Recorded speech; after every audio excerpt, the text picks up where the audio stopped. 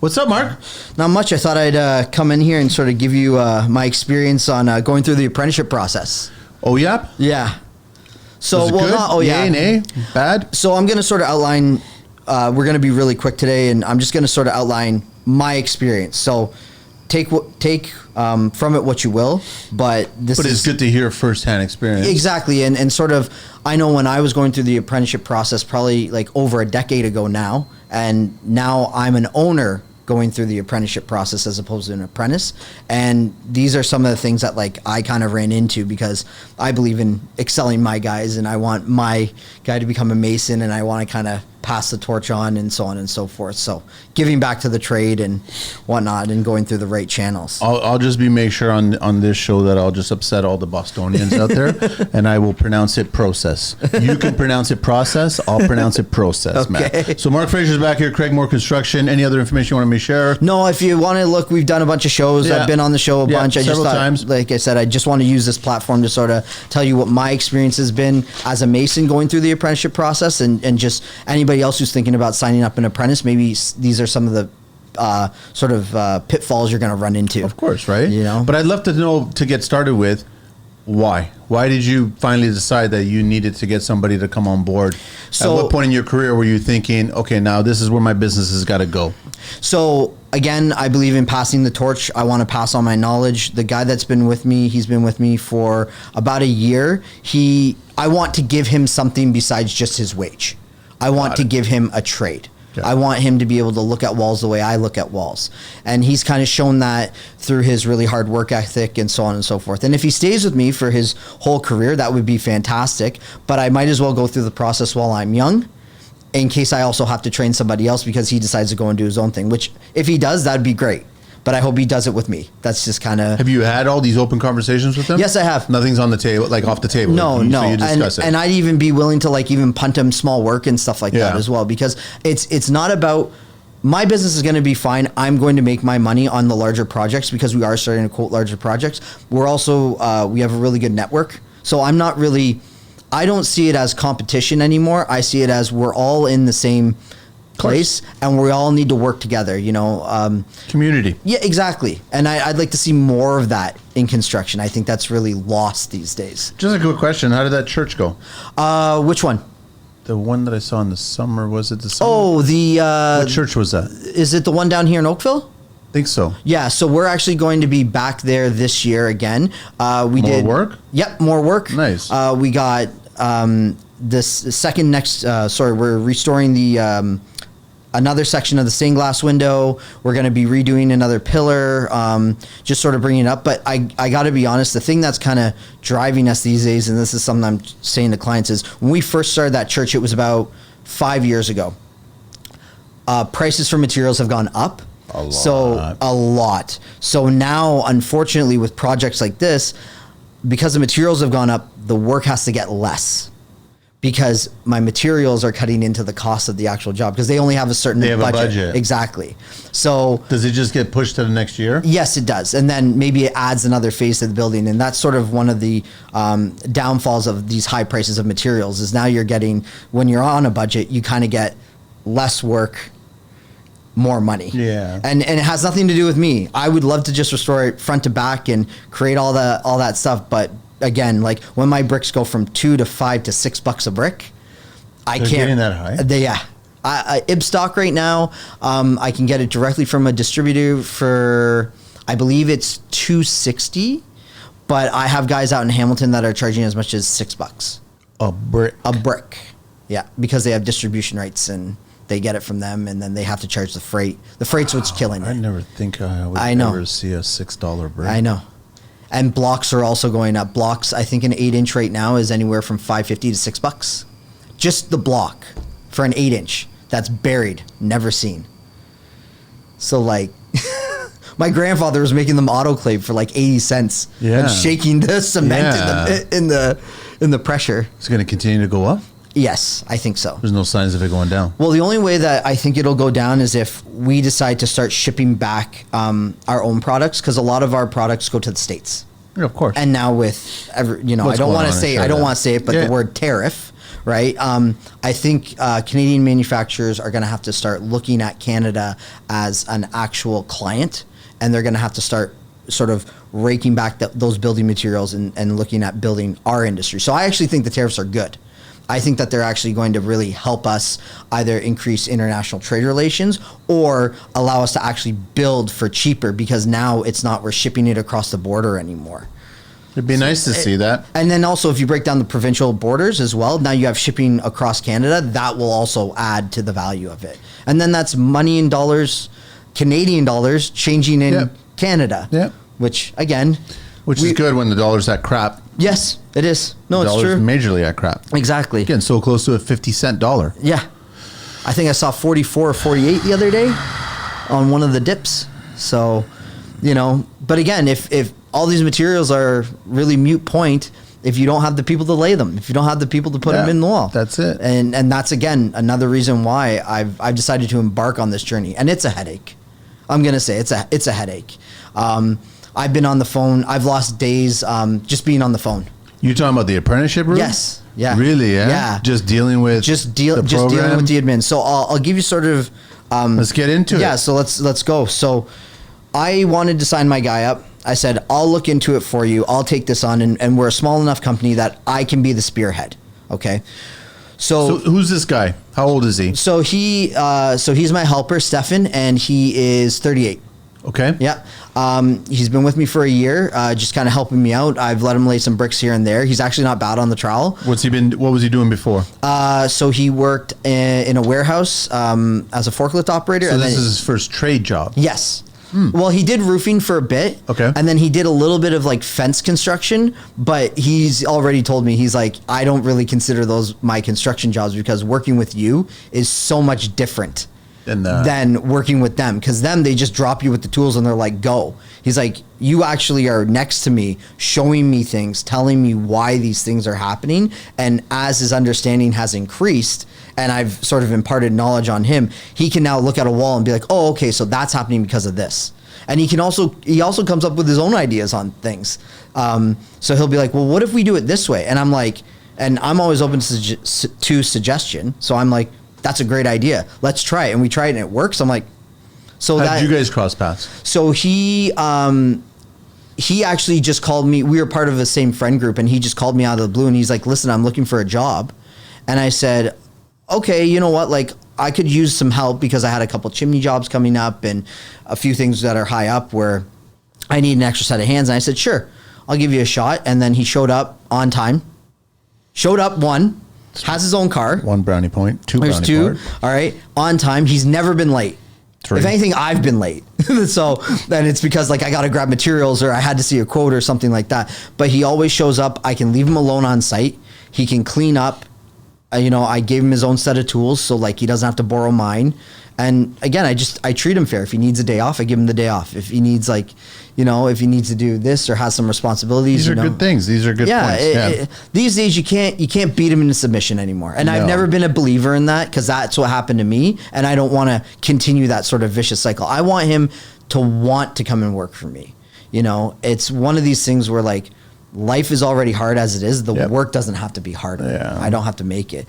And again, like I wish, like we keep on going back around, but this is what I wish sort of the government entities that are controlling the apprenticeship program would also take on into consideration. So I embarked on this with Stefan 1 year. I said, you want to be an apprentice? I said, think about it, because I'm going to take care of your schooling. Like I'm going to pay for it. And that's totally fine.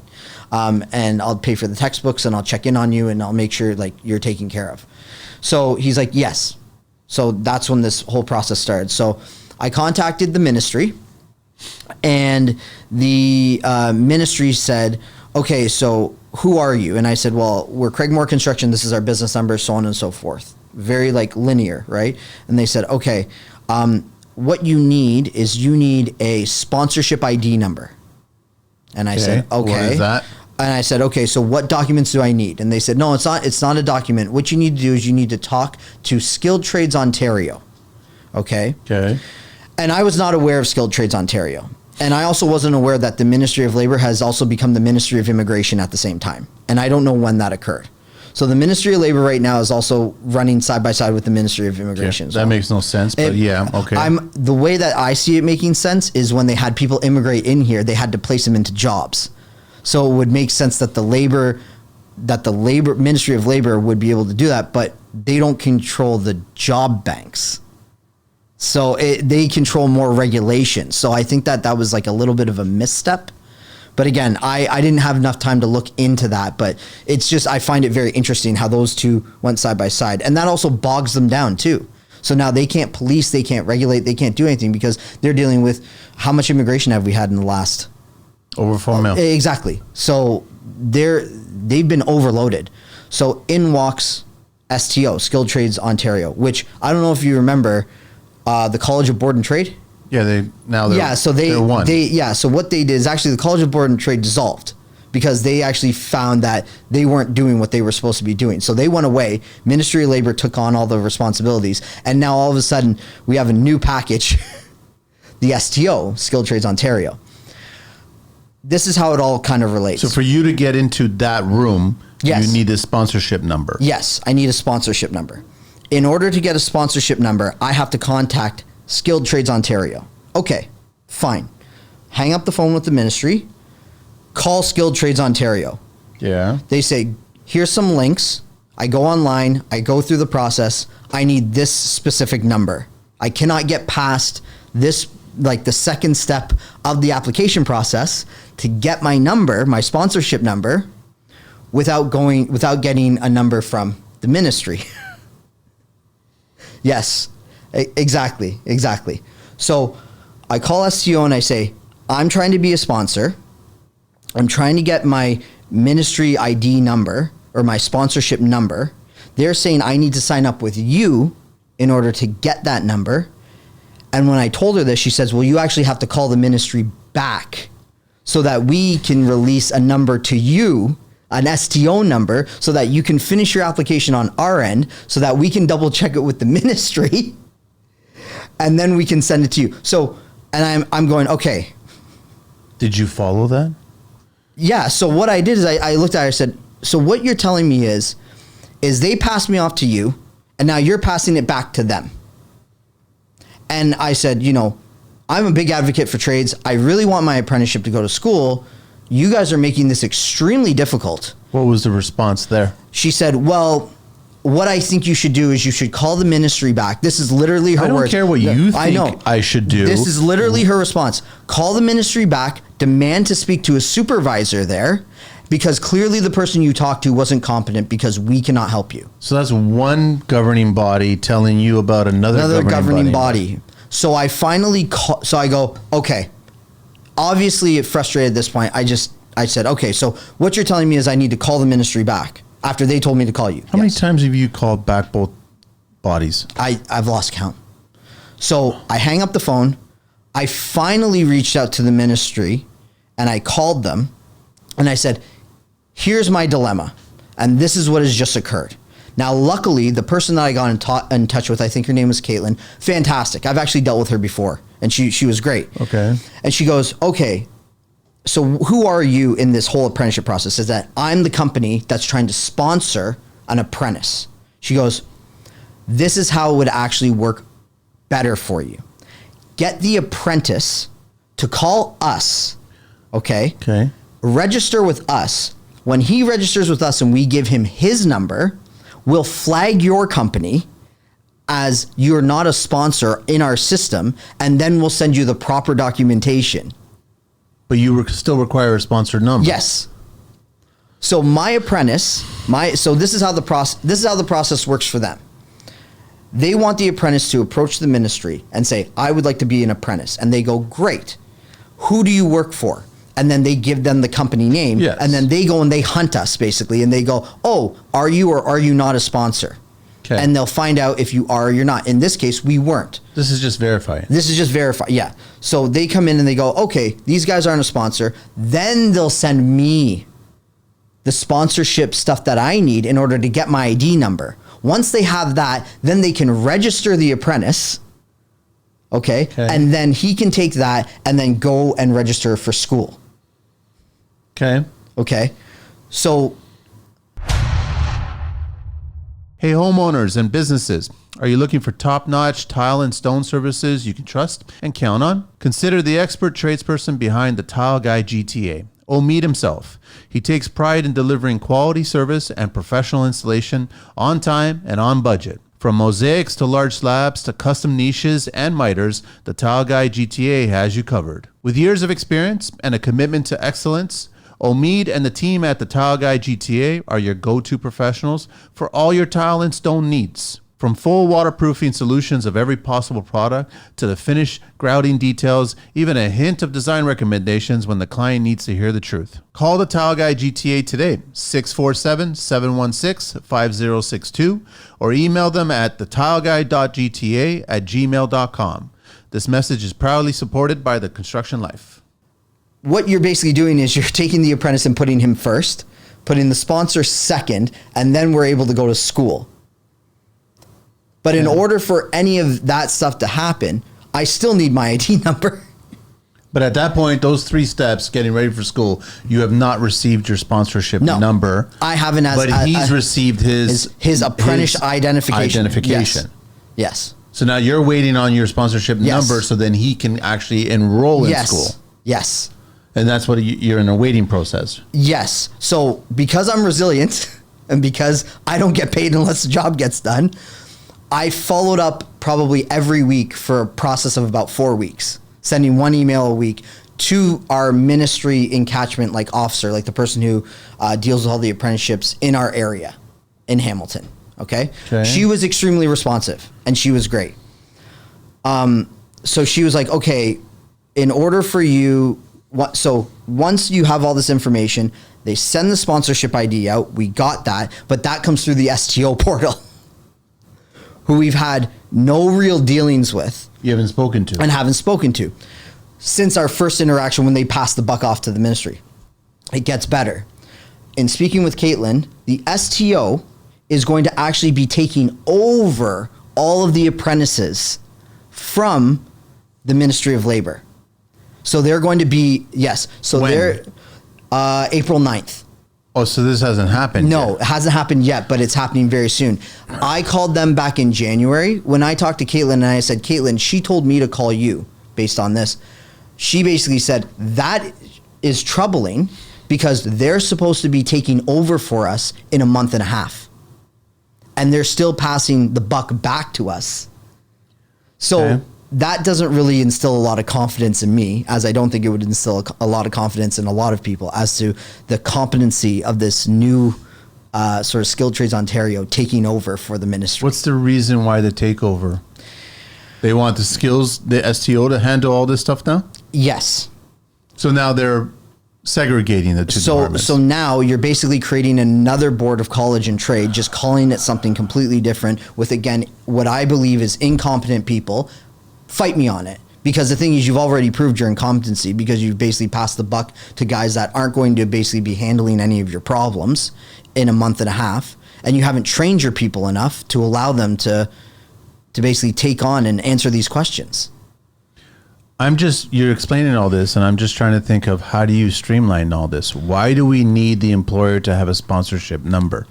I asked myself the same thing. And also me as a sponsor, the way I see it going, it shouldn't be my apprentice applying to get his apprentice. It should be me. Yeah. I should be able to walk in, get my sponsorship number. This is the way I see it going. Okay. Call me crazy. Maybe I'm just too efficient. I go for my sponsorship number. I give my apprentice my sponsorship number. He uses that same number, applies to the ministry. They go, yes, that's the sponsor. That's the company. Boom, here you go. And then I take that number and then go to school. Yeah, that seems better. But I hate to say it, somebody's cousin's second remove needs a fucking job in the government. What's going on? That's the only explanation I have, is that it's creating busy work. It's creating jobs in government entities. And I'm not trying to hate on the government, but if something's going to run so inefficiently or add more steps, then all you politicians out there that are saying we need tradesmen, you're talking out of your ass.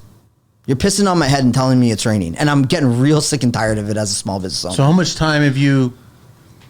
This is over what period of time now? A month? So I started in January, and I just got my enrollment for my guy and I just got my ministry ID number last week. So it took 2 months. 2 months.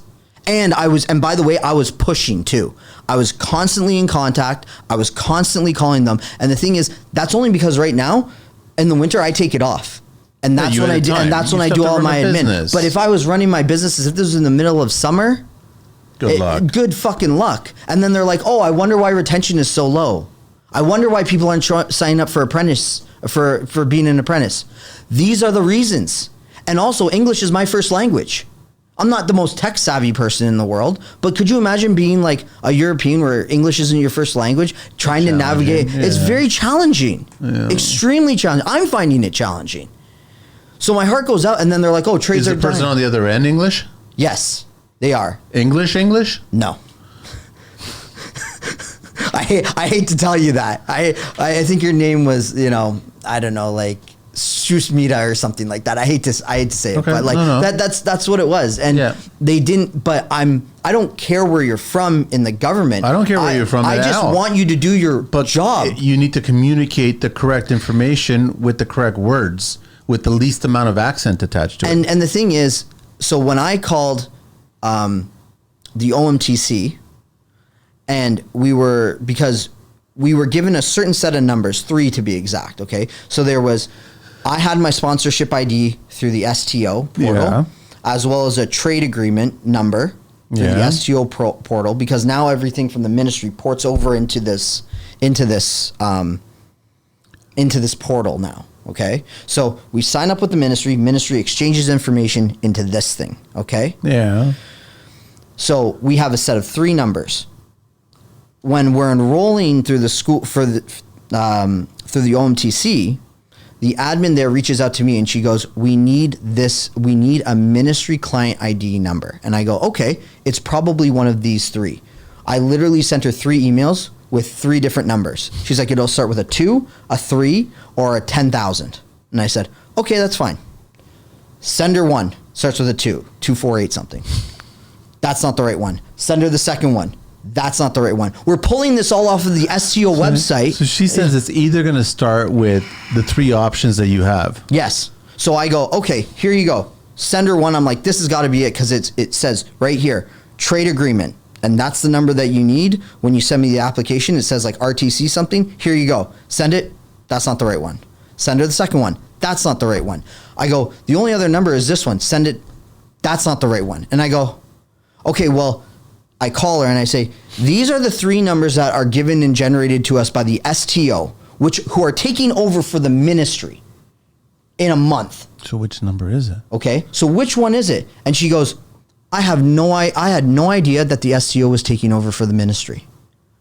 And I go, so you mean to tell me that the governing body that's dealing with all of this has been taken over by another governing body? This is extremely frustrating for me, by the way. And they haven't contacted you? No. Where are we? What world are we living in? I thought we were screaming for trades workers here. Yeah. I thought we were trying to make things easy, because last time I checked, the best path is the path of least resistance. So why are you guys putting up all these fucking roadblocks and making it more difficult for me? And why does the STO even exist? Because here's the kicker. I finally contacted again, back to the ministry. I've only contacted the STO once, just to have them pass the buck to the ministry. That's the only time I've interacted with them. Everything else has been interacting with the ministry. But you reached out to them for what purpose? You wanted to get more insight on how this all works? The only reason why I reached out to the ministry. No, the skills. Oh, skill. No, the only reason I did that is because I was instructed by the ministry. This is the path to take. Yes. But then they pass it back. Dude, I would have gave up a long fucking time ago. Right? So I'm sitting here going, again, screaming for trades. We need houses. Tradesmen. That's all I've been hearing for the last 4 years. And you guys can't streamline this fucking process. The only thing I will say is it's all online. But the issue with that is things get lost in the mix, and it takes longer for people to get back to you. So like when I'm sending an email, if it has a wrong number attached to it, that's not coming back for 2-3 days. Yeah. It's not like instant. Is there a physical bricks and mortar that you can walk in to do this? For STO, I'm not too sure. I know I can walk into the Ministry of Labor office in my town, but again, it's probably in one of the Service Ontario places, and You'll be in line for an hour or two. Again, a day. Let's look at this in terms of days. A day. What business owner right now in this given economy can spend 4 weeks walking in and out of government buildings? So, Mark, what's the purpose of you having your employee become a government apprentice? What's the purpose? Because the hours that he works towards with me gets him his standardized testing, so eventually he can write his CQ and get his red seal. So that's the purpose. That's the objective, yes. is to get certified. Yes. Right? So, and you can't get certified any other way. No. You have to go through this schooling. Yes. You have to go through a schooling that they choose, that they fund in order to do it. But again, what I'm learning is the entry into this is extremely difficult and extremely time consuming, and it shouldn't be that way. And the process is so like, I want to get shit done. Yeah. I want it done in a week, and you can't, and the only reason you can, tell me that it's not going to be done is because you're fucking lazy. So the school that he would go to. Yes. Where is that school? So there's 3 campuses for the OMTC. One is in Cambridge. I was unaware of that one. There's one in Ottawa, in Orleans, and then there's one in Mississauga, and that's the one I went to. So why can't we just mosey on into the school, and you as the employer, him as the apprentice, fill out the fucking docs? Done. That's a very good question. You eventually have to get to the school. So whether those are the 3 locations in this circle of where your options are, why can't you just roll in there? I'm the boss. This is my business. Here's my license. Here's my business number. Yes. Here's where I pay taxes. Yeah, everything. And then here's the person that I want to have enrolled in here. Just fucking do it there. If they do a version of that, it's probably one time a day. They don't advertise it. Yeah, it's probably one time they'll have somebody come in with all the right documentation. But if I roll in there into the office and I say, "Hi, I'm here to sign somebody up," they'll say, "Here is a card for the person of the ministry you're supposed to talk to," or or "Where are you from?" And you go, "I'm from here." Well, you need to talk to them because we don't take your registration here. And again, I agree. Why wouldn't you take the registration here? Because that's not how we do things, because we've been doing things this way as long as possible. Because again, somebody's second cousin needs a fucking government job. That's what it comes down to. So look at it as a business owner. So you're a business owner, you got a client. You get a client who's interested in hiring you. Are you going to send your client to an online form that's going to fill out all this shit, and then you'll eventually show up on their job site when they hire you? No, it doesn't work that way. No, it doesn't. So this is still the same thing. It's the same thing, and it's so frustrating. And it's just like, so that's one of the interactions that I've had. Yeah, it's such a go around, and that's why I wanted to come on here and sort of air it out, because this is something that could be very streamlined, help a lot of people, and you guys are choosing to just keep it archaic. Are there any benefits to you as the business owner? Other than eventually this person will be certified and might work with you. They have taken away the apprenticeship subsidy. There was one time, I know, when I was coming up, where they would pay 10 grand up to 20. No, when I started, it was actually subsidizing your wage. So it was like 40% of the government would take 40% of that person's wage, and they would pay that to the company. They got rid of that? They got rid of that. Then they had the $10,000 grant, which happened and they got rid of that too. This is another thing they are slowly chipping away at all the incentives, and I think we're at the bottom now. So this is what's happened, okay? When I went to school, they were subsidizing wages for apprentices, okay? That is a massive incentive for businesses. For sure. There was a ratio at which you needed to pay your guys, which a lot of private business owners pay their guys actually more, because in order to keep them and retain them, we pay a little bit more, okay? And that's totally fine. Then there was the apprenticeship incentive grants. Yeah. So I would do my first year, here's $1,000. Second year, here's $1,000. Third year, here's $1,000. And when you rate your CQ, here's $2,000, okay? Those kind of just kept you whole. So the way that it worked is your EI bank would be completely full. So when you went on EI for school, that $1,000 would kind of almost mimic your wage. So now you wouldn't be out that money when you went to school. Makes sense, okay? yeah. With inflation and everything else, that's no longer the case.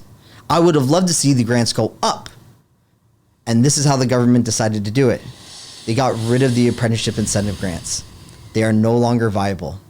There is no longer that money on the table. But here's the best part. We will give you a $16,000 no interest loan. They're offering loans. They're offering loans now. 16 grand. No business owner in today's climate is going to do that. But no. That's for the apprentice as the individual. Oh, it's his loan. It's his loan. So the government's creating student debt? Yes.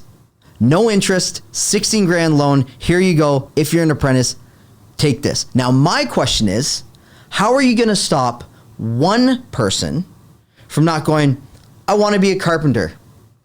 16 grand, please. You know what? I don't want to be a carpenter. I want to be a plumber. 16 grand, please. I want to be this. 16 grand, please. I want to be a mason. 16 grand, please. Now I got 64K. See ya. I'm going to go live in the Philippines now. Three-way the world. These little puppies. I'm speaking from experience. I've actually installed these and I love these. Three-way prefabricated inside drywall corner. The first one-piece solution for perfect, crisp corners every time. With three-way, you'll improve your quality, save on labor, and cut down on time. Traditional methods require 3 tapes, lots of sanding, and high skill. But with three-way corners, they install in just a fraction of the time with fewer steps. It is adjustable for any angle, reinforced to cover gaps, and designed to blend seamlessly into the corner. Say goodbye to pesky touch-ups and hello to flawless finishes. Try three-way today and revolutionize your drywall game.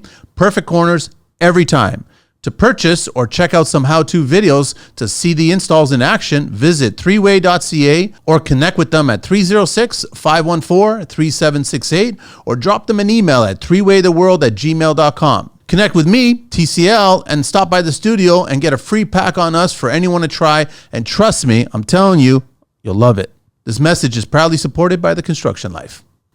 We already that's exactly true. And here's the thing. We already saw it with CERB. Yeah. They can't enforce people taking money. And they're like, oh, but you need a registration number. You need a sponsor number. Do you know how easy it is to start a company right now? And just say that you're tic-tac-toe carpentry? Yeah. And we're taking him on as an apprentice. It costs you less than 16 grand. So again, I would when you give somebody a loan, there's no incentive there.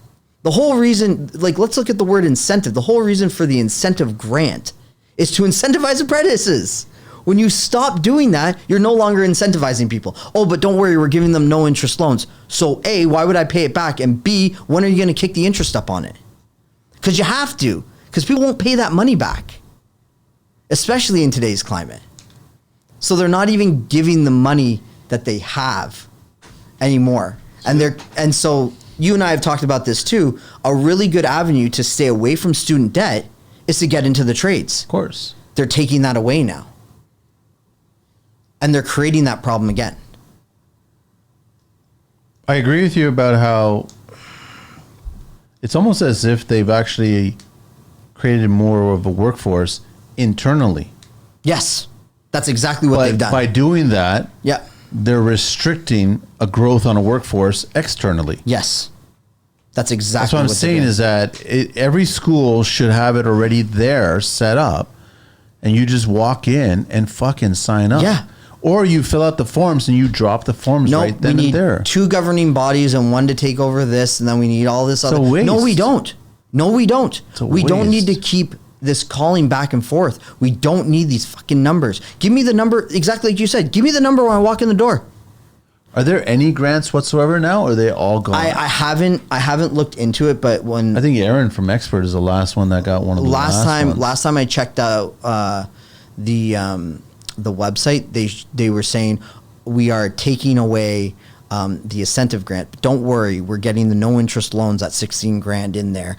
So you guys can definitely apply for those. So I think that's where all the grant money is going, but it's a loan. So it's a loan. Here's the sad thing. So we did the roundtable regarding that last round of fund regarding the grants, right? With Ashley. And she was one of many organizations that were pushing the grant and getting employers to seize this grant. And Aaron, luckily, was one of those employees that went through this process, and he appreciated it because he was getting good, viable people that he can train and to build his business. His whole objective is to grow his business, build his business, educate the right people, and move forward with the assistance of government grants, which is great. Here's the sad thing about months went by. I already knew that the deadline for that grant was dead and buried. Even like she gave me a heads up. We didn't hit our numbers. The numbers were too extreme. They were looking to try to get 30,000 new people into the trades. They ended up getting less than 1,500. That's just not her organization. There was several. I'm sure that if you were even recently at the Concrete Expo show, there was probably about maybe 6 or 7 booths that were still peddling the same. But that was last year. So I don't know what it is now. They were probably peddling the loan now, the interest-free loan, right? Which serves no purpose for the industry. My point, what I'm trying to bring up is that she was focused on pushing and educating and trying to get more businesses to hire, to start this apprentice program. She just moved to a different department. She's actually handling agricultural right now. Yeah. People are running away from the burning building. I quickly understand that when someone gets a government job, they're lifers. All they care about is trying to get into another government job because they benefit them, but they don't benefit the purpose behind the objectives. I'm doing a blanket, but I definitely... No, the thing is, I agree with you. Here's where I come at it from, and I even apply this to the politicians of today. I don't believe they go in there with all of that, all of the scandal, all of the embezzling, all of the negativity of a politician. I don't think they start that way. No, I think they go in with the best intentions, and then it's the environment that changes them and causes them to adapt. So exactly like Ashley, like you brought up, she's looking at it, and I think Monty even fell victim to this as well. He saw the changing landscape and went, okay, is it worth my soul? And he moved, and he just went, I'm getting out, guys. Like, I'm done. Because he was doing great things for the industry when he was kicking meanwhile, around. So much money. I honestly think that more money is being given to the employment of the people organizing these organizations, and I use that word operation loosely, than actually money being given to I would apprentices. agree. I would agree because everybody who's at the top right now doesn't know how to actually do the job. You spoke to how many different people? For what? When you were going through this process for 2 months? Oh my God. Like I spoke to at least a dozen 8. or yeah. 8? Okay. 8 people with a salary of how much on average, maybe? Anywhere to 80 to 100. 80 is the new 50. There's more money going into paying these people than there is to attracting the apprentices that want to get their certification. And you know what? Now we're going to... That's an unbalance. And now we're going to indebt them. Yes. The loan makes no fucking sense. And the thing is... First of all, go to Ukraine and get a lot of that fucking money back. Seriously, right? And you can probably put every single child in Canada in an apprentice program. And one of the things that I also found really crazy is that the OMTC didn't even know the STO was taking over, and that wasn't going to exist. Fucking memos? That's what I mean. It's like you guys are basically all...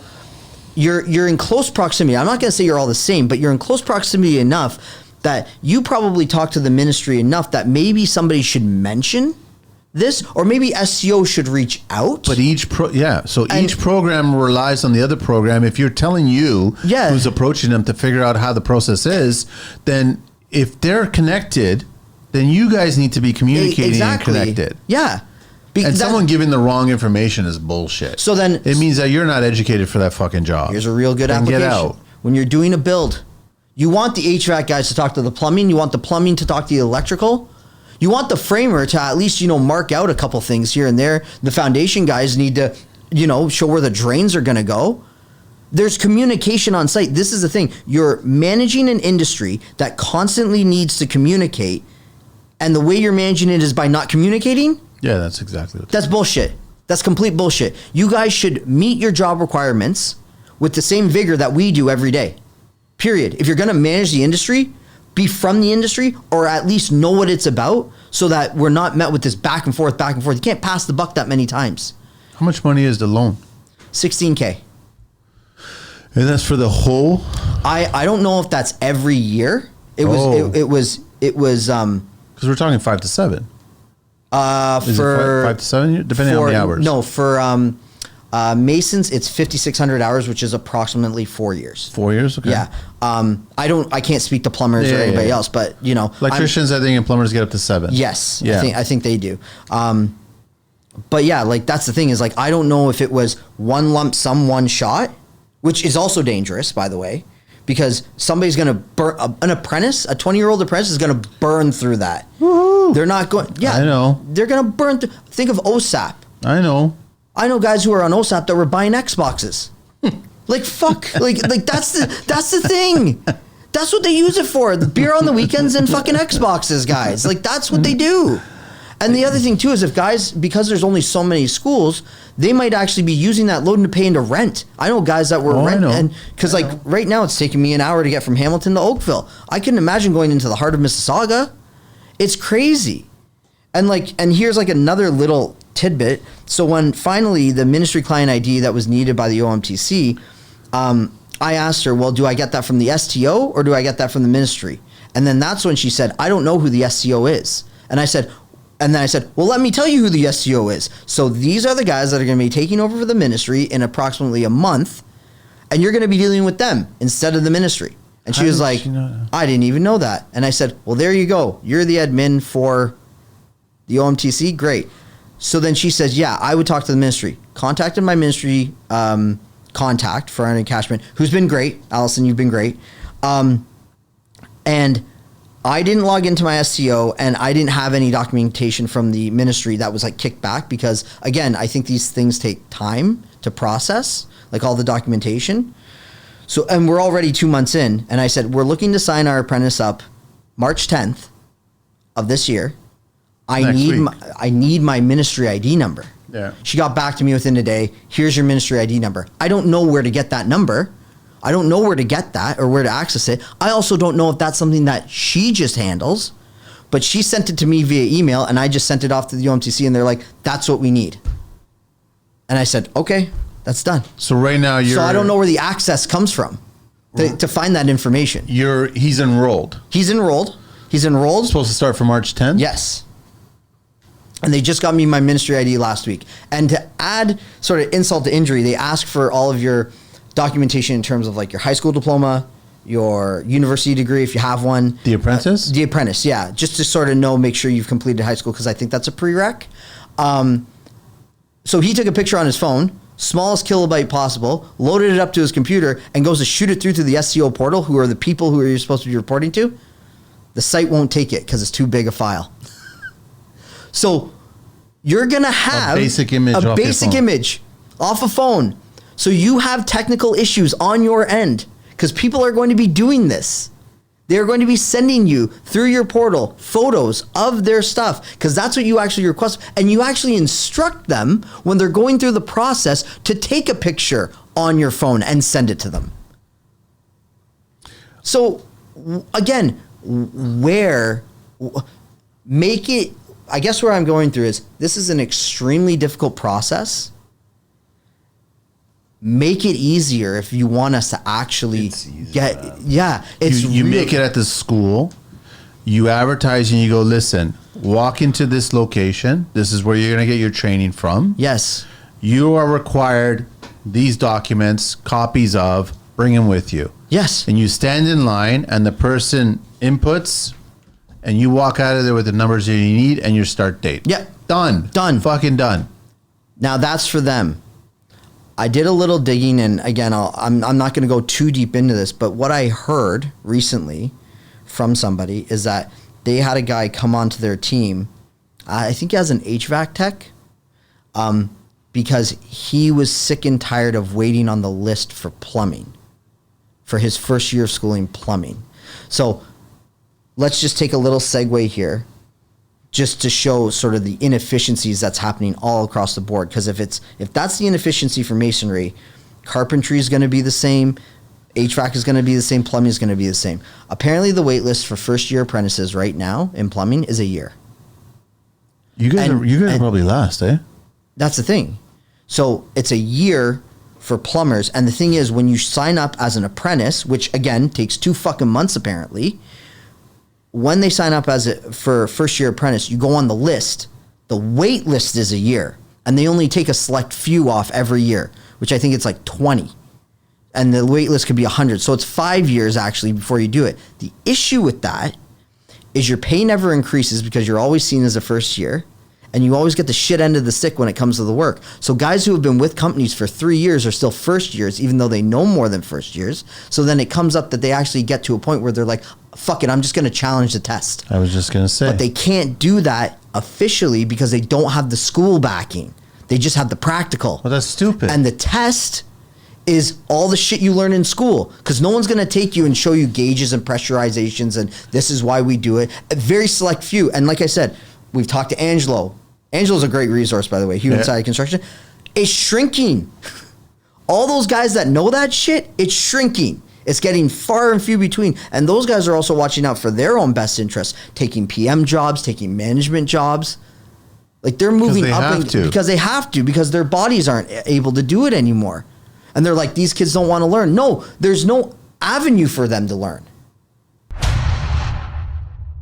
Attention aspiring tradespeople and entrepreneurs. Looking to break into the skilled trades or start your own home service business? Meet Trade Links Consulting, your go-to partner for success. At Trade Links Consulting, they're passionate about helping you find the right trade, build your business, and mentor the next generation. Whether you're exploring your options or ready to take the plunge, they offer tailored career consulting and startup guidance to get you on the right track. Visit them at www.tradelinkconsulting.ca today and book your personalized strategy session. Your future in the skilled trade starts here.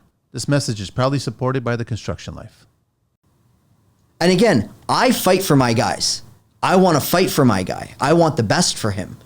And that's my owner mentality, because I'm thinking the more time I invest in him, the better my company's going to do. That's how it's going to work. There's people who don't think like that, though. Lots of people that don't think like that. And if you give them an obstacle, they will not overcome it. They'll say, fuck it. Fuck this, fuck you, fuck the government. This needs to change. It needs to change. And the thing is, I believe it's an avenue that can change, and it would show that whoever gets into power next, it would show that they actually give a shit about us. Because it shouldn't be a job creator. It should be a streamlined process. Period. That's it. It shouldn't be this hard. Yeah, but it is right now. It's been like this for a while. Exactly. I would actually say it's harder now. I would get rid of the whole challenging requirements. I go, listen, I'm sorry, but there's lots of smart people that have found the right business and they're being trained by the right people. And then they should be able to be allowed to go in and challenge it, write it, done. You don't need the prerequisites. And why is someone the high school thing, the in-class thing, that no fucking prerequisite. I'm done. Yeah. If someone wants to challenge it and write it, shut the fuck up and it's done. Yeah. That's it. What's the objective here? Is to get more people into the trades. Is the objective to get more people working in the trades, as the apprenticeship program should be, or is it just so the government can create more admin jobs? That's the objective. And that's the objective right now. Yeah. So let's change that narrative. Let's change that, because right now the government process, it's like it's not helping. Has it been this way for how long? Are we talking about the last decade? So I would say, my point is this a liberal thing? I don't know. I don't think it's a liberal thing. I don't think it's any government specific. I think that it's been a place where they can place people and create jobs and put bodies that just aren't that competent. At any time. And by the way, I'm not talking about the Ministry of Labor. I think because that's who I got my answers from. Yeah. I think this new STO, what they're trying to impose, what I would like to see them do is get rid of the STO and just beef up the Ministry of Labor and get a division that deals strictly for that. And I think that's what they've tried to do, but it's not a competent division right now. Let me ask you a few questions. All the people you spoke to at all these government bodies, male or female? Female. Yeah. I know. Second question. At any point when you were applying for this, did they ask questions? Sorry. I'll say there was one male. There's one male. Yeah. At any point when you were applying for all this shit, at any point did they ask you the person that's applying, the apprentice, their background and their sex? No. That was never brought up? Never brought up. Okay, that's good. Because I think when he has a name like Stefan Andich, you know, it's imposed that it's a white dude. guy. Yeah. It's a dude. But it was never brought up by any of the No, they never. I don't even think. I'm just even trying to think like on the application if there's any of that DEI stuff. I don't think there was any. I'm just wondering on the wait list for plumbers if that DEI is being factored into that wait list. Again, I wouldn't know. All I was astounded by is the fact. I'm just asking questions and just trying to figure it out because I mean, if there's giving preferential treatment to certain races and sexes for an industry that is not the majority of that, then that's a loss in my opinion. Yeah, I didn't feel any of that when I was applying for that. I think they were really looking. The thing is, they're never against you putting a body in. Do you know what I mean by that? So they're never against you. Like, I actually got a really nice email from Allison, our encashment person. She was like, "Thank you for advocating for your apprentice." Because I think that a lot of people do get lost in the process and don't bother following up, and they walk away. I would have walked away at the beginning. How many people would have? But it's like, no, this is what I want, so I'm going to get what I want. That's the type of person I am. But there's so many people that, again, have loads of knowledge, better than my own, in my trade, but they won't take on apprentices because they're like, I can't deal with the fucking headache. I like, why, with all of the shit that I'm constantly dealing with being a small business owner, why would I choose to make my life harder?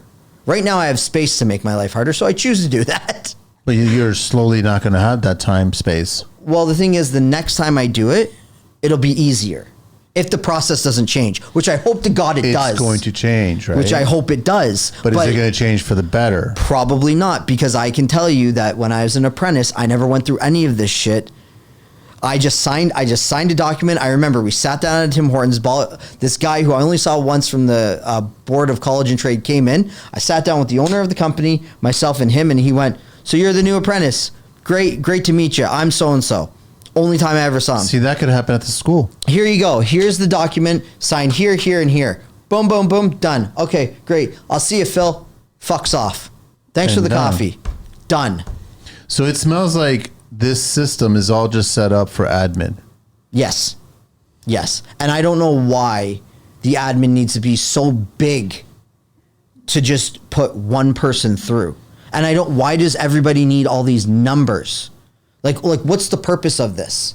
What's the purpose of the trading agreement number? What's the purpose of this? And also, why do you need to push it through two government entities that don't talk to each other?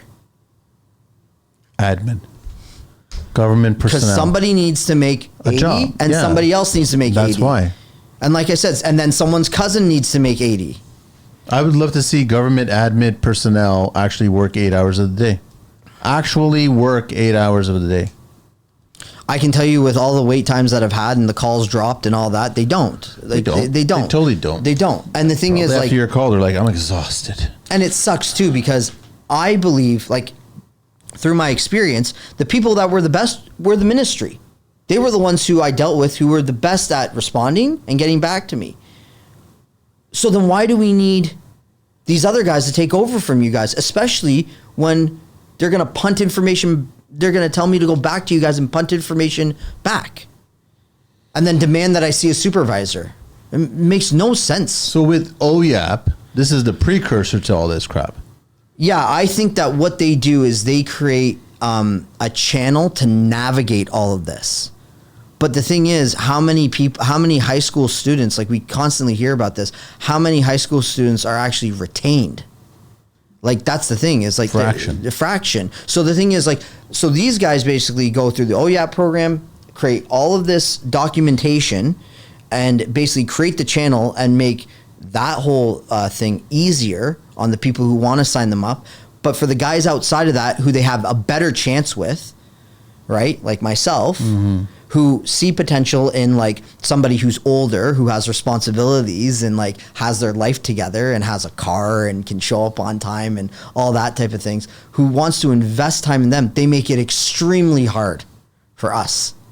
And that makes zero sense. because we're footing the tax bill at the end of the day. Well, OYAP is getting too much funding because I can only imagine their admin is increasing as well too. It has, and the thing is, for the return on investment. Well, and to add to the conversation that we're having now, if they now have to deal with 2 entities, that means twice the staff, because we gotta be the go-between. I also still think that an 18-year-old isn't quite ready to get into the system.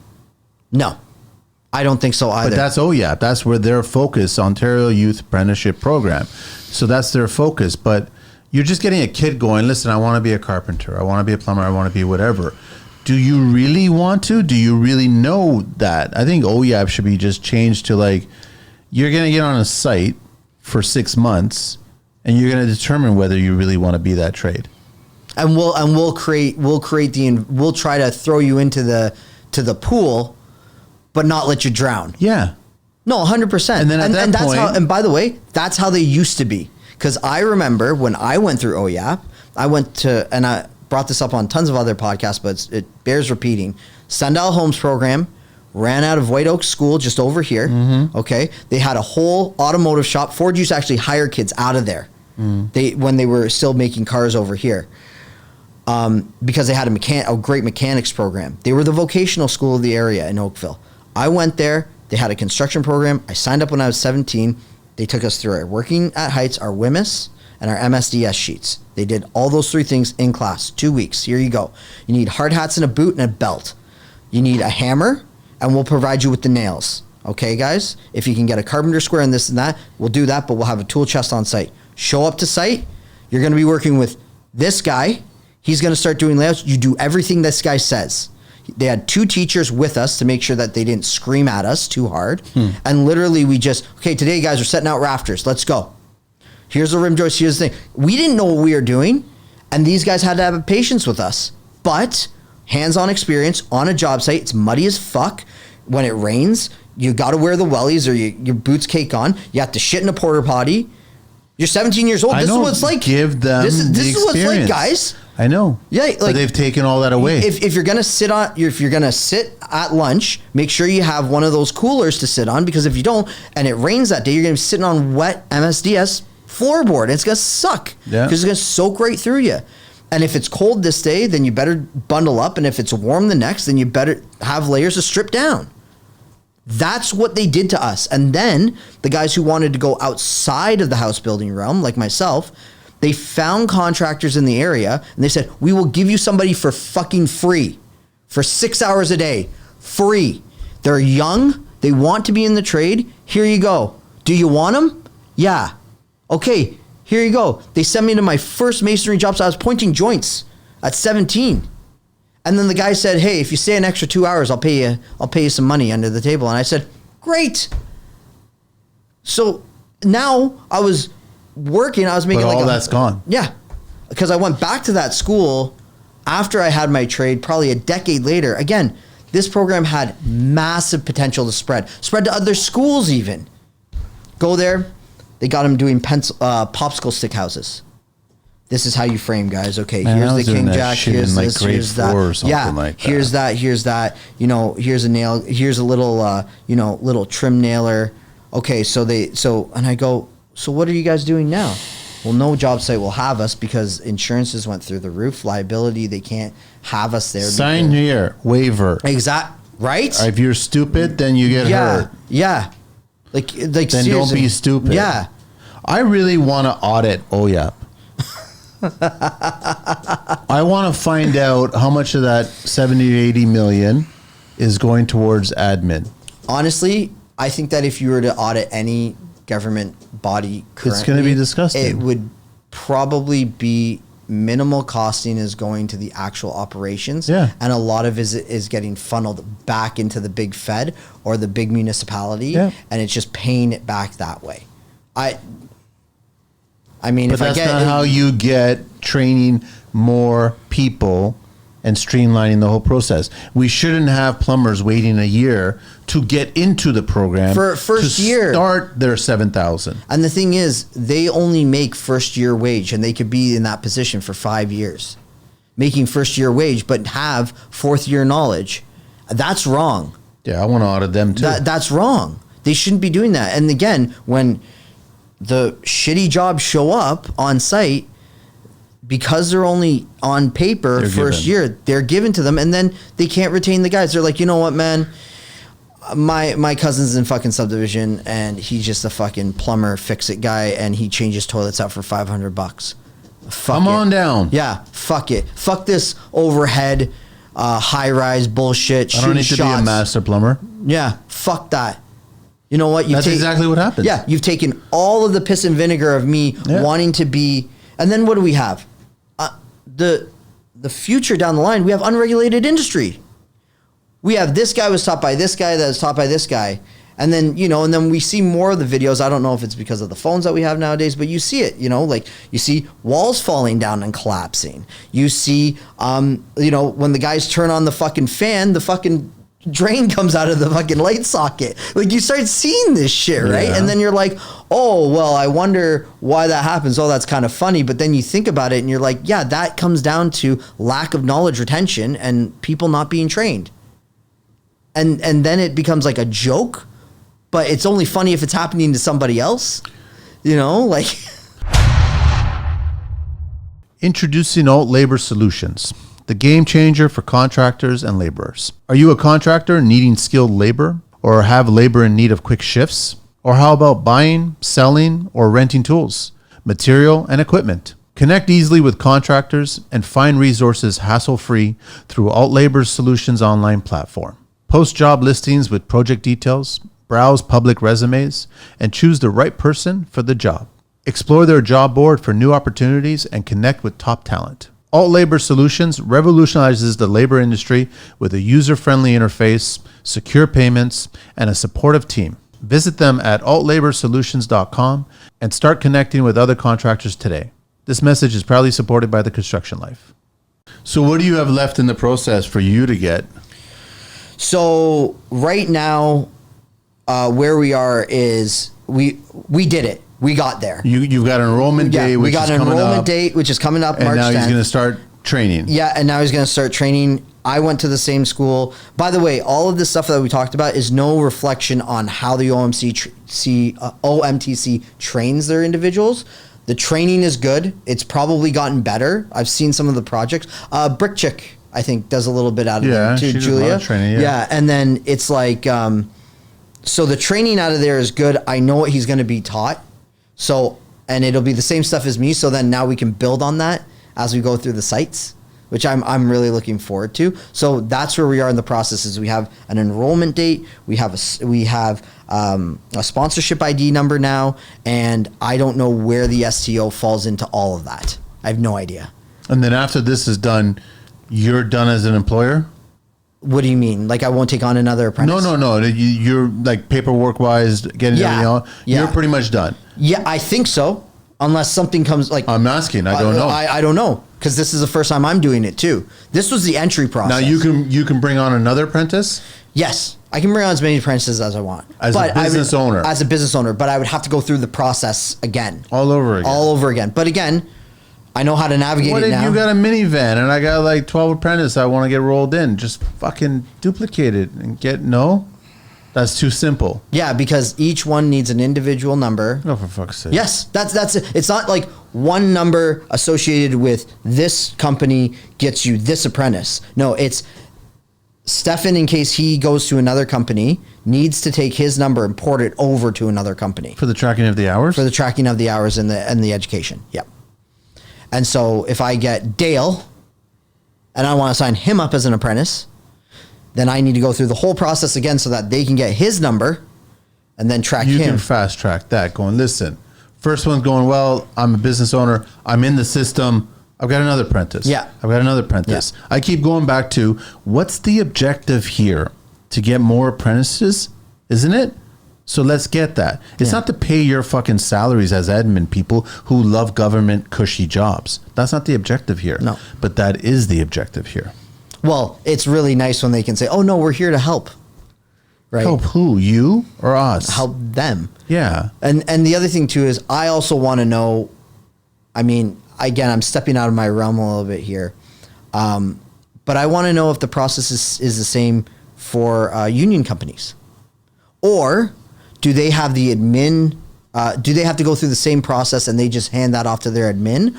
Or do they just call the ministry and then they streamline them? I think they get streamlined. I think they do too. And it's like, okay, well, if you can do that for them, then do that for us. Because they would want most people getting into the trades to go through the union route for obvious reasons. Yes, there's a lot of taxation. There's this. I understand it.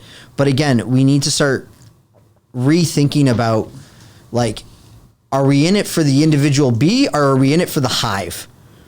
Because I would like to be in it for the hive because I'd like to see us grow as a hive. But if we're just going to be met with people all wanting to be individuals and be my own little self, well, we're going to run into these fucking issues. And I don't want that to be the case. I want the next generation to not go through this bureaucracy that they've created. And by the way, I never voted for it. But you and I both have just streamlined the process, just speaking right here, right now. And I would love to hear the logic and the argument on the other side of the coin. Like, I'm not saying this is a one-sided conversation. Please tell me why we can't do what we just discussed here today. Tell me why that can't happen. Because you'll have a dozen or so people not working on the government side. I honestly believe that's the fucking reason. And I'm sure there's a metric. What's the construction joke? What's the construction joke when you see a public sector project and you've got how many people standing around One the guy's doing the work and 12 people are standing around him criticizing him. You're going to have 12 admin people. Yep. Just going back and forth, conversations, phone calls, emails, whatever it is, and one person actually doing the work. Unfortunately, in this scenario, you are the one doing the work. And here's the thing. I would like to be wrong. I would like to be wrong. Fine, so I want to be. Let's get somebody from the Ministry of Labor on here. I want to be wrong. I want to be wrong. I don't want to be drawing the conclusions that I'm drawing. But it's really fucking hard, guys, when you're making me jump through all these goddamn hoops. It's really hard. It's really hard not to draw these conclusions. When was the last time you were at Service Ontario? Oh God. Standing in line. I did it recently. I think I did a passport renewal.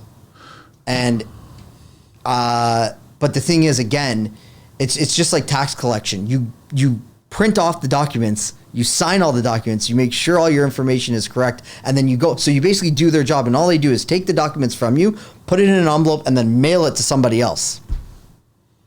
They're really good at milking the work schedule. Yeah. I've never seen so many people just do things really slowly. Yeah, because while you're standing in line. Yeah, because they're in there for their 8 hours and then they clock the 8 hours and then they move. Whether we serve 10 people or we serve 100 people, in the 8-hour window, we get paid the same. Exactly. I'm going to serve 10 people. There's no incentive for production. But that's what I think is going on. What's worse is it's going on with this situation, but behind phones. That's why I want to eliminate the protection barriers. That's why I suggested it's at the school. You bring all the documentation, one advertisement, the money that was wasted on Jerkoff Singh's fucking promotional ad there for the boxing thing. That was beauty, by the way, $500,000. I don't understand that one. But take that money and create one advertisement going, do you want to be an apprentice and go through the program and become a Red SEAL? Here's the list of documents that you require and show up to the school in your community and this will be processed right away. Wouldn't that fucking be a miracle? Well, here's the thing. If you guys are really so concerned about the workforce and losing jobs in the government, why don't you station some of the people who are doing this stuff at the vocational schools? It would require them to work. But it's a government building anyways. So it's not like, so it doesn't matter if you're going into a government building here or a government building there. It does. And I wonder how much of the Canadian government is working remotely. That's the other thing too. And if you are working remotely, which I think a lot of them are, by the way. More than that. Yeah, I would say so. The thing is, when you're signing up apprentices in certain areas, there's different challenges that come with that as well. So, like, if you're signing up an apprentice that's in a very rural area, and they have to drive into the city, like I couldn't suggest. Well, if I just handed it over to the ministry, I would be scared that they'd send them to Ottawa. They'd be like, "Oh, you're in Stony Creek. Oh, well, we've got openings in Ottawa." It's like, yeah, but he's in Stony Creek. Don't you think you should go to Mississauga? It's like, oh no, Mississauga's full. Then open up another facility. That's what. But fire 100 people that are working on the admin and open up another facility. And that's the thing too, is like the long-term effects of this that I see down the line as well is, like you said, like, let's open up another facility. Well, we can't, because the ones that we have right now are trying so hard to survive. Yeah, you know why that is?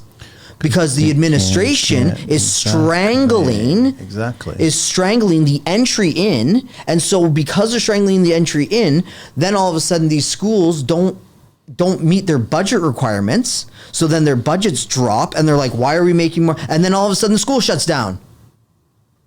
And then they're like, oh, I wonder why that happened. Because the fucking entryway is this fucking small. That's why. And then you're like, and then you sit there wondering and contemplating, oh, well, you know, why did that happen? Oh, we didn't see this coming. It's like, yeah, because you're fucking short-sighted. You didn't streamline the process, and you didn't make it easy for people to actually get in here. So now your schools are all suffering. Your government buildings are all suffering. And the thing is, when people make more money, they pay more tax. So you're actually hurting yourself in the end, too. I've got another suggestion. Instead of us building more schools, why don't we get tradespeople that are established? For example, Sam the plumber out of Oakville area. Yep. Been in the business 40 years or so. He goes in for an interview, and he goes, I want to be a recommended school type of thing, where he takes the kid under the wing, and his 9,000 goes under him. He vouches for him. Isn't that kind of like what the union is already doing with the streamlining and what they do? They get it into the population, and that's what they're starting. But I'm saying, instead of the kid going to the school, the kid goes to the site, and he's taught by the master plumber. That's how it used to be.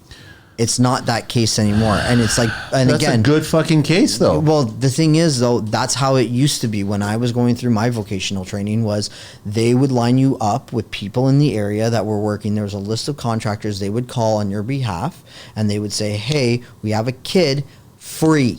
Yeah. And that's the thing, is that incentive. And the guy goes, a free fucking body? Come on down. Why not? And the thing is too, if you're a shitty kid and you're shithead, we don't want him. Didn't cost me anything. No. And fuck that kid. Yeah. Like, seriously. Yeah, it's done. It's done. And then that guy has to now really contemplate on his life. Oh, he's a shitty guy. I didn't like working. I didn't like waking up at 6:30 in the morning. Okay. Well, guess what? You're not here anymore. You're gone. Yeah. It's not for you, done. man. Every vocational school that I went through, there was, it was pressurized. And what I mean by that is they didn't come off like, they weren't coming off like, we need you. It was like, it was almost like, you're here on your own merit and you make it. You have to make it. If you don't do that, you're gone. And guess what? No one cares. When I went to White Oaks, you had to show up every day on site. 4 days late, done for the program, you don't get your 6 credits. That's good. That's it. Simple. So you have to show Called up. life. You have to show up, not be high, not be drunk from the night before. Seriously, like I know we were like 17, but still, you know, and it's like, you know, you can't do these things. And if you show up 4 times and you're late or you're high or you're unfit for work, bye, gone, see ya. And oh, by the way, you're now repeating grade 12. So there's the consequences of life. Have a nice time. Then when I went to college in Algonquin, every single semester was a prerequisite for the next one. So you had to pass every single program. That was math, that was your architecture, that was your drafting, that was all that stuff. And if you didn't pass one, see ya. You don't get into second term. But I tried really hard. Don't give a fuck. You should have tried harder. You should have tried harder. Oh, you weren't good at math? Well, we had tutoring twice a week. We made the avenue. You chose not to show up because you want to buy an Xbox off of OSAP. Are you ready to apply for your second one? For my second apprentice? I would say I'm probably more ready now because at least I know the process. So it's the devil I know right now. But do you think it's going to be faster? Still got to go through the hoops. Yeah, I think it'll still go through the hoops. I think what'll happen is, and this isn't how it should be, but I will adapt, if that makes sense. So it's like when I start the process of signing them up, I will already have in my mind that it has to take 2 months in order for me to do it. And I know, but so prove me wrong. That's the thing. If anybody from the ministry, if anybody's it's going to take you 2 months. Realistically, you're preparing for that, and it probably will take 2 months. But what am I going to do? Show up and fucking bomb out there, like bomb out the place? No, I can't do that. That's not going to get me the results I need. No, just start handing out pink slips to admin people that are not doing shit. But then I gotta fucking sacrifice my business and then be that crazy guy hanging out pink. Also, right now, I think the government's kind of acting too big to fail. And you think so? Oh yeah, I think that they are doing, like, to us as citizens. I think it's kind of like. Oh, I'm not talking about the construction industry in general. No. I'm just talking about the government entities and bodies right now. It's kind of like, okay, Mark, you have these problems. Yeah, you have your solutions. Okay, well, go talk to your MP, who will talk to this guy, who will talk to this guy, who maybe invokes a little bit of change. Maybe. Okay. And I'm going, okay, that's great, but you do understand that, like, the next Prime Minister of Canada is screaming and talking about how he loves all tradespeople and how we need tradespeople. And the Ontario Premier is going, oh, we need more trades and we need more buildings. Like, so don't you think that you should treat us a little bit nicer and I shouldn't have to go through all of this hoops? Well, that's process. And who fucking voted for that? You know? And by the way, while we're on the subject, who voted to get the incentive grants off the table? Who decided that was a good idea? Because we need to send money to Ukraine. Printed money, debt money. But here's the other thing. I also believe that because it's trades and because it's education and because it's always fall by the wayside, I believe no one's looking. Oh, I totally. And that's why I'm really happy for this platform to sort of air my grievances. I know it sounds like I'm just. No. I know it sounds like maybe I'm just bitching, but it's like this. This is a reality. This is a reality of things. I wish it wasn't so. That's the thing, is deep down in my heart, I wish this wasn't the case. No, and you're an individual that actually cares about the industry, and you're actually trying. You volunteered to get your employee through this process so then he can get certified. Thick or thin. And if you're talking about businesses that don't really give a shit, they would never have done a fraction of what you did. They would have walked away. Now multiply that. How many people have walked away versus how many people have stuck that out through you? I think we could talk. There's definitely an imbalance. We could definitely talk to Angelo about that, and he'd probably have numbers on it, because he talks about construction retention, employee retention so much in all of his stuff. And yeah, like that's just where I'm coming from, is I'm going, you know, I think I'm a pretty good company. I think I'm a pretty good person. I also think I'm very resilient, and I have all these qualities that make me me. And I'm going, if somebody was lesser in some of these qualities, they would just give up. Yeah. And the thing is, it wouldn't be their fault. That's the thing. It would be the fault of the system. Yeah. And like I said, that's why I felt like kind of coming on here and just sort of airing out what the reality of it actually is, because I'm sure there's somebody out there right now who's involved in this process is patting themselves on the back going, I can't believe we're going to give these guys $16,000 loans. Isn't that so great for them? Protect your investment one drop at a time. Your home or project deserves the very best when it comes to waterproofing. Trust nothing less than the service that guarantees you peace of mind and lasting protection. Meet Antonio, the expert behind Aquastop Waterproofing. Whether you're a homeowner wanting to keep your basement dry or a contractor in search of a reliable partner, Antonio and his skilled team deliver unparalleled quality and service.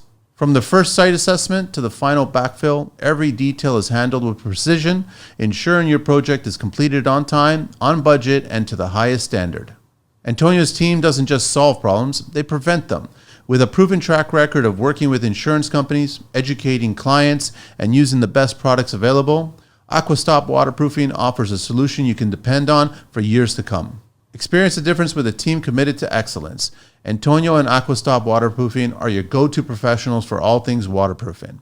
Get in touch with Aquastop Waterproofing today at 647-631-4144 or visit them at www.aquastopwaterproofing.ca. For direct inquiries, email Antonio at aquastopwaterproofing.ca.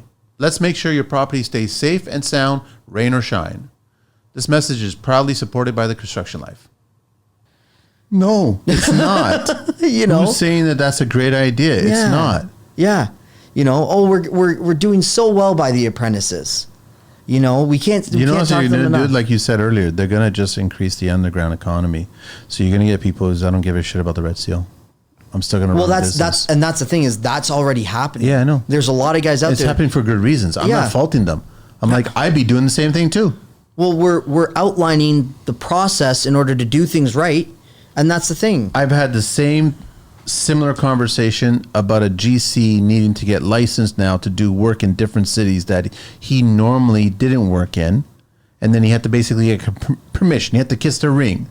And it was the same thing. He would go to the city, and at first he started with phone calls and emails and online. Then he was just like, I'm just going to walk right in and talk to them. Then he was literally spending days traveling from one city, going to another city that he has a license because they needed a copy. But it had to be a copy that came from the organization, not a printed copy from you. But meanwhile, He's trying to provide economy into a different city. Who does that benefit? I ask myself, who does the bureaucracy benefit? It benefits the admin people who don't belong there to begin with. It creates obstacles. It creates all this stuff. And like I said, and I'll die on this hill, government's only job is to create prosperity of its people. If it does not do that, it is no government. I've got a suggestion. I say we spend 1 full year, no government. And see how we govern ourselves. I think what's happened is, just looking at this process, is when things go unchecked, that's when decay starts to form.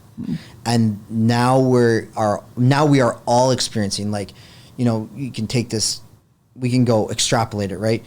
Because we never really thought about our international trade relations and just thought the States would always be our friend, that decay is now showing. Mm-hmm. Because we thought when the government screamed, we need more houses, that building materials and suppliers would come back to Canada. Now we're realizing that they've been shipping to the States all along, and that's showing the decay. Mm-hmm. And now I'm experiencing the decay as a small business owner when I want to better my people and get them trained and go through the proper steps and processes so that they can be in a regulated industry, so that they can show me that they have a base knowledge of what we actually do as a masonry company. And now that's showing its decay, and it's right in my face right now. And when things go unchecked like this, until we say something about it, it'll just continue to erode. And it is. And it is. There's no reason why it should have gotten this. I would actually say that when I signed up, the process was better than it is now. But because no one is checking it, and everybody's passing the buck back and forth, and everybody's accepting it. That's the other thing too. So instead of being shame on me for accepting it, I'm bringing it to the table because I'm done with that. I don't want to do that anymore. Let me know how the second one goes. For sure.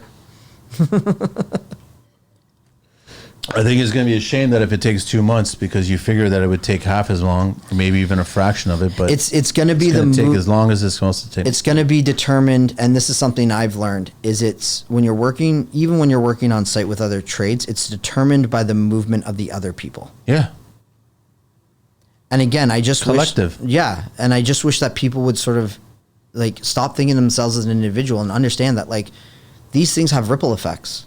I mean, we could go down the street of also like permits, for example. It's like that holds up so much. And my dad and I were just talking about this really briefly when he was, because we got a place up in Bancroft, same permit, lifted our cottage, put a basement in. It took them 2 weeks to get us the permit. Paid us $800. Here's the permit, drawings, stamped, everything else. Why is it taking 9 months to a year for building in Toronto? As soon as that engineer stamp goes onto your drawings, they assume the liability. I'm not disagreeing with you. Why does the city need to look at it? First of all, half of the tradesmen out there, some of them never look at drawings, okay? So what gives you, even if you're an engineer, most engineering firms, okay, they have one good engineer who actually knows how to read everything. Then they have the mechanicals and all that, and they break that all down. Okay, yeah, it's got to go down 5 departments. What makes you think the government hires the best engineers? They don't. They don't. Because everybody else, even the accountants, even privatized accountants know this. You go to the CRA to die as a government worker. You don't go to the CRA to be an accountant. No. You go into private accounting to fight the CRA because you're smarter than they are. Yeah. It's the same thing for engineers. What I would do if I was running as a platform regarding fast tracking permits, I would say every permit must be issued within 30 days. No ifs, ands, or but. And every single day that is delayed, an employee of the government in that building department gets fired. I don't know if you could go with the fire to extremes just because of like all that other stuff, but I do think that there should be a deadline on it, and I do think it should be like, I'll give you an example. Snow removal guys, because they've been working overtime right now. We plowed 1 year. Our contract was we had to plow within 6 hours and have it done by 6 to 8 hours of it snowing, a certain amount. Okay. Of it starting to snow or finish starting to snow? Starting to snow, yeah. So we would sometimes do twice on a route. Okay, that's private. That's private business. Yeah. Okay. The snow removal companies right now, I think it's in the city of Burlington, they have up to 21 days. 21 days with all of the equipment to clear the snow to an adequate thing and to make sure the sidewalks are clear. 21 days. I got 6 to 8 hours and a double route. That's fucked. For like a privatized thing like that. That's why it hasn't been cleared. Who the fuck is navigating these things? Who's writing these? To that contract? Well, it had to have been. Yeah, I know exactly. I know exactly what it is. It's all kickbacks and shit. They're just like, listen, you need to give us 21 days. And here's the thing: until I've been told, like you said, it's about kickbacks. It's about this. It's about that. Until you show me differently, it's what it is. It is what it is. Yeah, exactly what it is. It's exactly what it is. Because they don't need to pay the people going out there to clear it, because most likely Mother Nature will take care of it. It's already being taken care of. Yeah, and that's the thing is like, I don't want to be this cynical. I don't want to be that person who's thinking every time I go to a government entity, this is just some sandbagger not doing their fucking job, not like, getting a full fucking ride pension, all that stuff. I want to call them and I want to be happy. I want to be like, thank God there's this person taking care of this stuff on the end so that all the registrations just go through really smoothly. And then for the rest of my apprentice's life, it will just be fucking peaches and rainbows. That's what I want. I haven't had a peach in forever. It's not season yet. We'll see if we get them. Unless you go down to Atlanta. They have peaches everywhere there. I've been I don't know. I've been propositioned a couple times about going down to the States. You know, you could start your business down there. And I'm like, well, I know a lot of people that have done that. Yeah. Yeah. And I'm like, good. Yeah. Great. I mean, I think the environment, the challenges we're experiencing now, I like focusing on those. And it's like, I'm sure down there's certain things that are better, but I'm also sure that there's a lot of other challenges as well that come with it as well. For sure. It kind of all balances out. I guess, again, kind of bringing back to the subject of this, it's like what we're talking about is very entry level stuff, and it should not be this difficult, especially in the age of email, online forms, DocuSign, all of this shit. It should be very straightforward and clear, but it's not. It's like, here's the right angle triangle. You can go short here, but instead we're going the fucking like. I picture walking into those government admin offices where you're hearing that perforated printer sound, and the fax machine sound. Yeah, I picture and the phone ringing and no one answering it. Just like this, why does the music have to dial-up suck? Shit like that. Like, it's just, I picture all this archaic way of doing things, but it's not like that. They probably have the best tools, the best everything, but it's the person in between the keyboard and the chair. I mean, I'm going to rag on government entities just a little bit more, but I remember talking to a guy who was actually at WSIB, and he was one of the claims guys. And I asked him, I said, listen, man, I said, you gotta clear this up for me. I said, did you just tell me that sometimes there's 4 guys sitting in your office playing fucking Counter-Strike online? Probably. Or like Warzone or COD or something? And he's like, yeah, because sometimes it's dead. And I said, it's not dead. And those guys are fucking making how much? And he's like, yeah they're making like $25 an hour. And they just... You get a job like that, it's a great job. You work nothing and you get everything. I mean... you do nothing. But here's the thing too, is like, is privatization the solution? And here's where again, I'm not a bad person. And I'm trying really hard not to be. But it's like, well, when you privatize something and you attach government to it, the thing is you want that person to act like the governing body outside of yourself. So then what they do is they know what government charges and what their budget is, and they charge accordingly.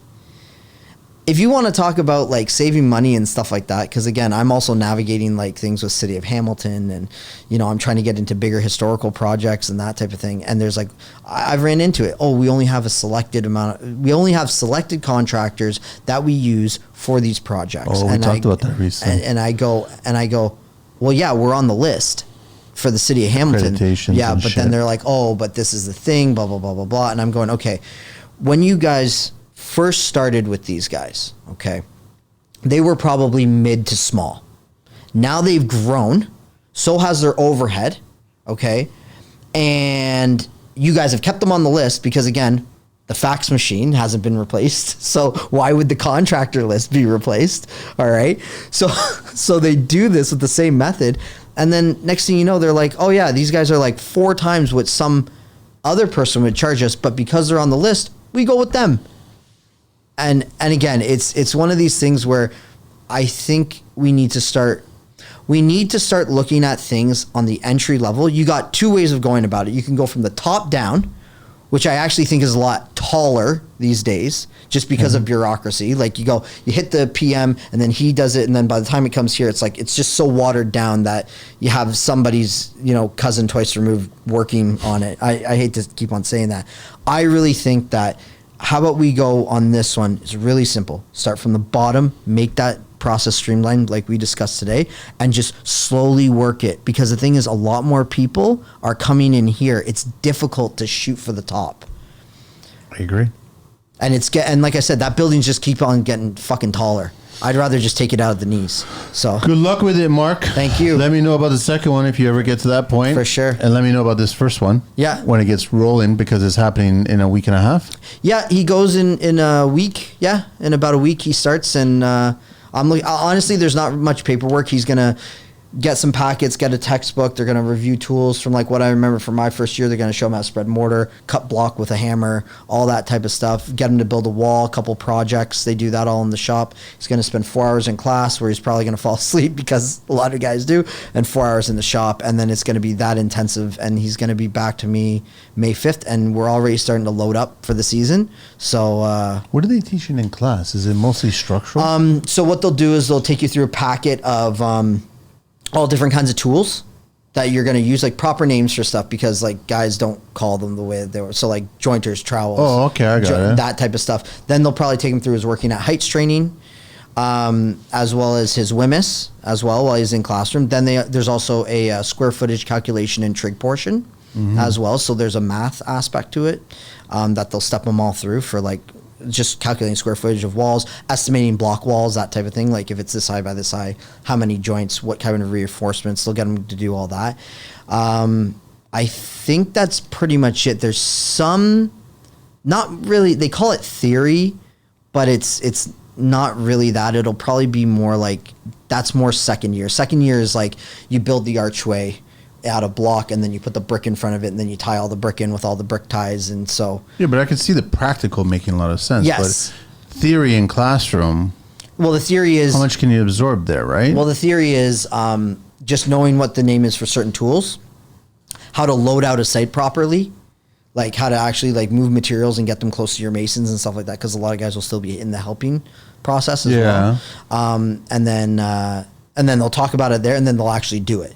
Okay. So like there's that aspect. Right. And then arch theory is actually there's really cool old school ways to cut arches, because they didn't use math back in the day, but now they've gotten more precise, and they'll go through like, okay, this is how you calculate like a Roman arch, a Gothic arch. These are the different styles of arches. This is where you'll see them in certain buildings. And then they'll go through like, this is how you cut a block, do all the calculations for that. You'll calculate out what your arch is that you're actually going to build, cut all the block, install it. Then they'll go back, talk about a brick arch. What's an arch called, like when you just do a slight curve and then it comes down? So there's there's a segmented, there's a camber.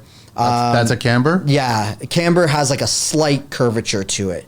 And then it turns 90 and it goes down. Not 90. But generally it splays, and then the other one is a jack arch. A jack arch is 90. Jack arch is the one where it's like a box and it splays at the top of the brick.